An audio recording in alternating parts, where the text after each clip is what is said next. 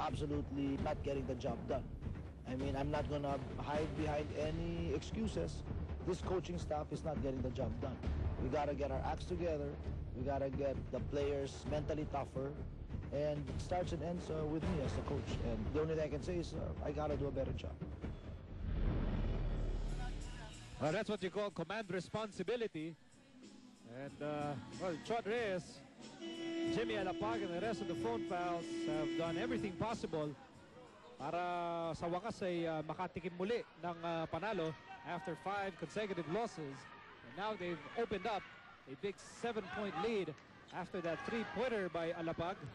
Let's see if their defense can hold the fort. Raymundo trying to go one-on-one against Leather. Raymundo, nice fake, and Kirby scores. Purefood still alive after that 2 points mula kay Kirby Raymundo. 5-point ball game here with 1:36 remaining in the payoff period. Leather against Raymundo. Leather wants to return the favor. Leather fires, no go. And who gets the ball? It's Peter Jun Simon. Malaking pagkakataon to para sa Purefood. They're down by 5. Numbers and for here's Purefood. Raymundo with back-to-back baskets.